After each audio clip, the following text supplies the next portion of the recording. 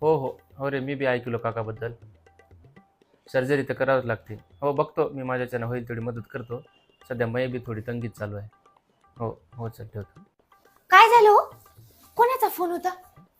आहे ते माझा मित्र नाही का संजय, त्याच्या बाबाच्या हार्टमध्ये ब्लॉकेजेस झालेत आणि सर्जरी करायची, तर सर्जरीला लई खर्च यायला म्हणून आणि त्याची परिस्थिती बी थोडी नाजूक आहे. तर त्यांना तेच म्हणून लागलं की पैशाची काही जोड होते का म्हणून. आणि आपली पण सध्या तंगीत चालू आहे.